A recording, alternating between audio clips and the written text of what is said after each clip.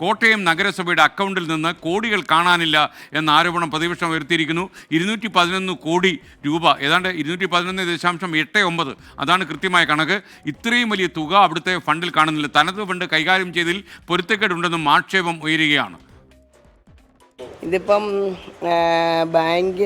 വിവിധ ബാങ്ക് അക്കൗണ്ടുകളിലായിട്ട് നഗരസഭയിൽ വന്ന പൈസ നഗരസഭയിൽ കാണുന്നില്ല എന്നുള്ളതാണ് വ്യക്തമായിട്ട്. 211 കോടി രൂപയുടെ കണക്കാണ്. അതെവിടെ പോയി എന്ന് പറയാൻ ബന്ധപ്പെട്ട സെക്രട്ടറിക്കോ ചെയർപേഴ്സണോ ഒന്നും കഴിയുന്നില്ല എന്നുള്ളതാണ് വസ്തുത. അപ്പോൾ ഇത് എങ്ങോട്ട് പോയി എന്നുള്ളത് പറയാനോ, ഇനി അത് ചിലവായിട്ടുണ്ടെങ്കിൽ ആ വിവരം കൗൺസിലിനെ ബോധ്യപ്പെടുത്തുന്ന സ്റ്റേറ്റ്മെൻറ്റ് ഓഫ് അക്കൗണ്ട് കൃത്യമായിട്ട് നഗരസഭയുടെ ഫിനാൻസ് കമ്മിറ്റി വന്ന് കൗൺസിലിൽ വന്ന് അംഗീകരിച്ച് പോകേണ്ടതാണ്. അപ്പോൾ അത് വരാത്തത് ഇത്തരം കണക്കുകൾ കൃത്യതയില്ല എന്നുള്ളതും ഏറെ തട്ടിപ്പുകളും ഇത്തരത്തിൽ അവിടെ നടക്കുന്നുണ്ട്. കോട്ടയം നഗരസഭയെ സംബന്ധിച്ച് വലിയ തരത്തിലുള്ള അഴിമതിയാണ് വർഷങ്ങളായിട്ട്. ഇതൊരു വരുമാന മാർഗമായിട്ട് കൊണ്ടു നടക്കുന്ന പല ആളുകളെയും നിങ്ങൾ ശ്രദ്ധിച്ചാൽ കാണാം. ഇന്നലെ നടന്ന നഗരസഭാ കൗൺസിൽ യോഗത്തിൽ ബഹുമാനിയായ പ്രതിപക്ഷ നേതാവ് അഡ്വക്കേറ്റ് ഷീജാനിലാണ് ഇതുപോലെ ഒരു ആരോപണം ഉന്നയിച്ചത്. ഇതിനെപ്പറ്റി ഉദ്യോഗസ്ഥ തലത്തിലോ ഓഡിറ്റ് തലത്തിലോ എനിക്കിതുവരെയും ഒരു വിവരവും ലഭിച്ചിട്ടില്ല. ഇന്നലെ കൗൺസിൽ യോഗത്തിന് ശേഷം അടിയന്തരമായിട്ട് സെക്രട്ടറിക്ക് ഇതിനെപ്പറ്റി പരിശോധിച്ച് വ്യക്തമായ റിപ്പോർട്ട് നൽകുന്നതിന് വേണ്ടിയിട്ട് സെക്രട്ടറിയെ ചുമതലപ്പെടുത്തിയിട്ടുണ്ട്. എല്ലാ വർഷവും ഓഡിറ്റ് നടക്കുന്നുണ്ട്. പൊരുത്തക്കേടുകളൊന്നും ഇതുവരെ ഇതൊരു ബാലൻസ് ചെയ്യുന്ന തുകയല്ലല്ലോ. അപ്പോൾ അതെന്താണെങ്കിലും കൃത്യമായിട്ട് പരിശോധിച്ച് വേണ്ട നടപടി സ്വീകരിക്കും. കോട്ടയത്ത് നിന്നും ടോബി ജോൺസൺ വിവരങ്ങളുമായി ചേരുന്നു. ടോബി, 211 കോടി എന്നൊക്കെ പറഞ്ഞു കഴിഞ്ഞാലേ ആ കോടി മുനിസിപ്പാലിറ്റിയെ പതപ്പിക്കേണ്ടി വരുമല്ലോ. പറയൂ വിവരങ്ങൾ. തീർച്ചയായിട്ടും ഇതിൻ്റെ ഒരു പശ്ചാത്തലം തന്നെ ആദ്യം ഞാനൊന്ന് പറയാം.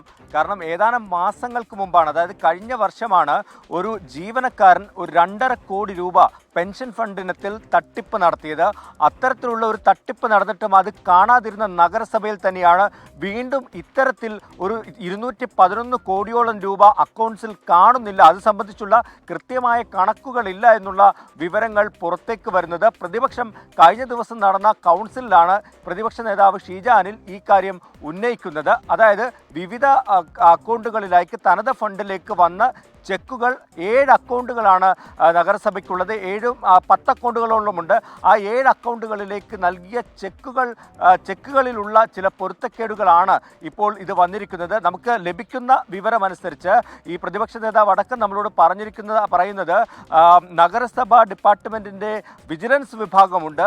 അവർ നടത്തിയ അന്വേഷണത്തിലാണ് ഇത്തരത്തിലുള്ള പൊരുത്തക്കേടുകൾ ഈ തനത് ഫണ്ടിൽ ഉണ്ടായിട്ടുണ്ട്. അതായത് വരവും ചെലവും തമ്മിൽ കൂട്ടി നോക്കുമ്പോൾ 211 കോടി രൂപയുടെ ഒരു വ്യത്യാസം കാണുന്നുവെന്നാണ് കണ്ടെത്തിയിരിക്കുന്നത് എന്നാണ് നമുക്ക് ലഭിക്കുന്ന വിവരം. എന്തായാലും ഈ ഒരു സംഭവത്തിൽ ചെയർപേഴ്സൺ സെക്രട്ടറിയോട് വിശദീകരണം ചോദിച്ചിട്ടുണ്ട്.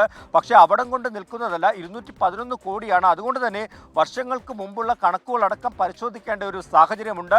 വിശദമായിട്ടുള്ള അന്വേഷണത്തിലേക്ക് പോകേണ്ടതുണ്ട്. ഗൗരവമായിട്ടുള്ള ഒരു ആരോപണമാണ് ഉന്നയിച്ചിരിക്കുന്നത്. വെറും ഒരു ആരോപണം മാത്രമല്ല, വിജിലൻസ് വിഭാഗം പരിശോധന നടത്തി കണ്ടെത്തിയിട്ടുണ്ട് എന്നുകൂടി പ്രതിപക്ഷ നേതാവ് പറഞ്ഞു വെക്കുമ്പോൾ ഗൗരവമായിട്ടുള്ള ഒരു ക്രമക്കേട് തന്നെയാണെന്നുള്ളതിൽ യാതൊരു സംശയവുമില്ല. നമ്മൾ മുമ്പും പറഞ്ഞതാണ്, നഗരസഭയിൽ പെൻഷൻ ഒരു ജീവനക്കാരൻ തട്ടിപ്പ് നടത്തിയിട്ട് പോലും കണ്ടെത്താൻ സാധിച്ചില്ല.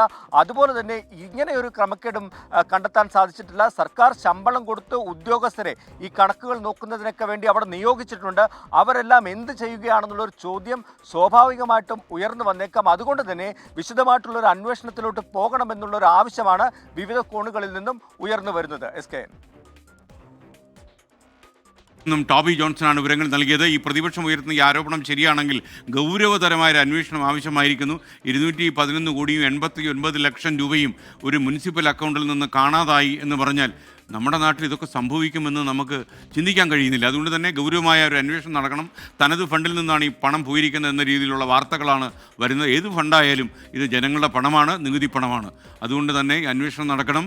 കുറ്റവാളികൾ ആരായാലും ഉണ്ടെങ്കിൽ അവരെ നിയമത്തിന് മുന്നിൽ പിടിച്ചു നിർത്തുകയും വേണം.